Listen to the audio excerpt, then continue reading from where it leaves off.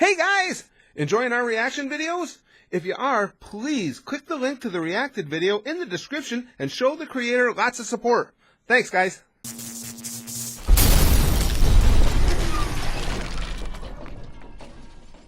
Okay guys, it's time for part 2 of TFS's DBCember series. This is Top Iconic Moments in Dragon Ball. This is numbers 18 through 12. I really like the first section of this, the first episode of this, but it's TFS. I just freaking love everything TFS does.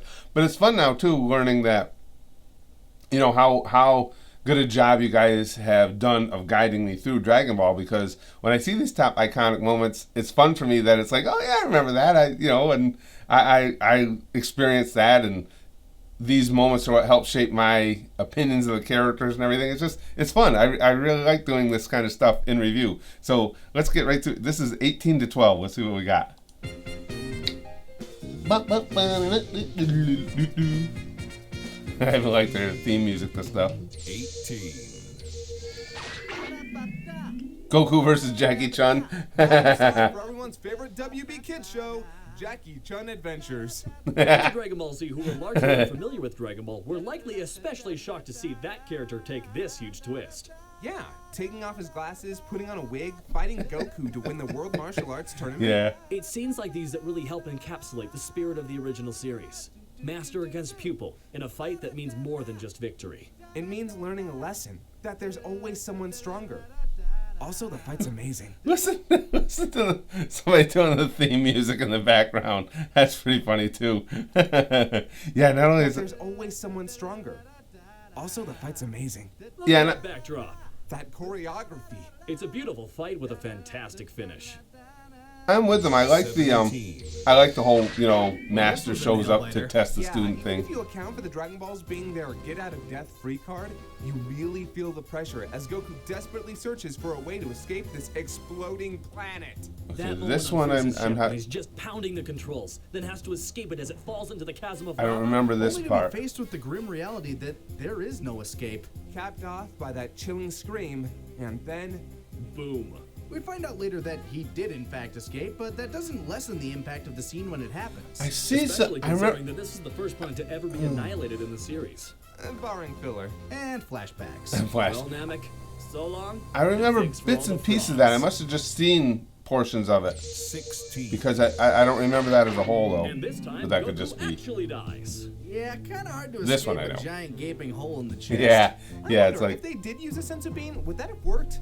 Or would it have been one of those a skeleton trying to eat scenarios? Either way, this marks the first death of that's pretty good. A skeleton trying to. The sensu bean just runs right through and out the chest hole. It's like, yeah, it's not gonna take, boys. a self-sacrifice to defeat Raditz. Man, Goku cannot be killed. He can only kill himself. And even then, This was a good. This part. This one I did see. Imagine This never was watching good. Dragon Ball and starting with Z, and your main character is dead in the first 5 episodes. Yu Yu Hakusho got it done in one. in the first 30 seconds for that matter. It's a classic death, both tragic and ironic. Tragic in that he's dying to kill his own brother, and ironic in that it's Piccolo putting a hole through Goku. Yeah. Is that Yeah, that's ironic true. I or didn't think of that. appropriate? Yeah.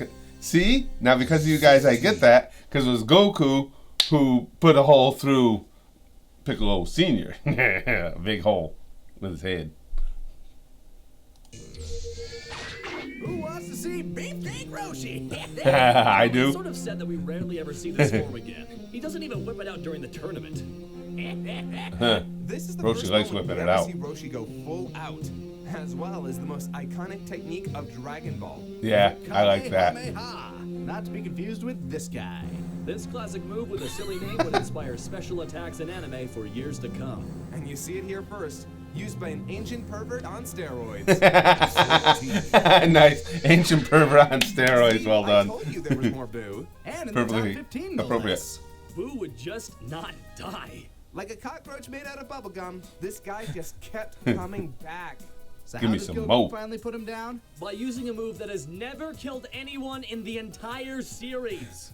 Until here, utilizing the power of the entire Earth, along with, you know, the rest of the Z Warriors that likely gave a majority of its power. Including Launch. Look, there she is, right there. Launch! I like to launch! This spirit bomb is the biggest and most powerful of its kind, and the only attack to finally put down Boo. They even needed the Dragon Balls to restore Goku to full power to do it. One of the more clever uses of the balls, if you ask me. That's for Let us not forget the real hero here, use of the balls. Mr. Satan. Mr. Satan, that's right. That is pretty cool. That that is pretty cool. I like that spirit bomb moment. Ever made on the Dragon Balls. I'd call it anticlimactic if it weren't hilarious. This is also the first time we meet Shenron. And far Oh, from so this is okay. Guys probably used to sleeping for seven. This is the one. Obviously, it all comes together now. Those of you who watched the video I posted would have been yesterday about Oolong and the panties, the first wish, because D-Man told me to watch this before I watch this. Now I get Now it. he's being woken up like once a year. The lesson here is never have a baby. The fact that Toriyama didn't plan to make this series much longer than its first arc makes this extra hilarious. So this could have been the first And and last time only- we ever get to see the dragon. Oolong's quick thinking and perverted nature saved the day here, making him the true hero of the arc. Yeah, That'll do, pig. that'll do. Oolong cuts off Pilaf's rise to power for some Bulma panties. Isn't that what you guys told me in the original? It's Bulma's panties specifically he asked for, right? And here we see that Chi-Chi wasn't the first person Goku ever penetrated. Oh, so here it is. Now This they're going to one's show hard us where for sure. Not quite as King hard as Piccolo against gets his it. son, but Piccolo close. Senior. Goku's backed in a corner even after his massive power-up due to King Piccolo using Ten Shinhan as a hostage. It's a pretty scary moment. Dragon's dead, King Piccolo's nearly crippled Goku, and all seems lost. Until Goku gathers up just enough energy to send himself flying and literally impales King through Piccolo him. with his own body. It's going to be kind of gross. Anyone else find it weird that a 14-year-old is small enough to fit through his torso? Dude, look at him. Guy is fucking gigantic. I was going to say, King Piccolo is a big boy with a big hole. This victory was a hole in one. Hey guys, where are you going?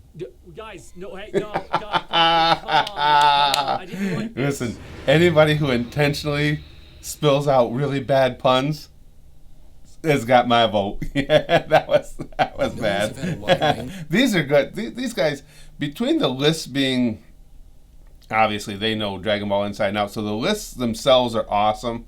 The moments are awesome, and the way they put it all together. It's just a talented crew. TFS is just monstrously talented. That was good. But they're right. That's kind of.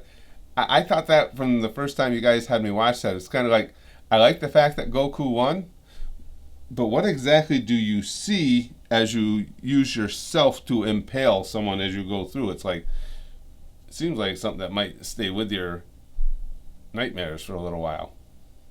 Oh, look, it's King Piccolo's spleen. Ew.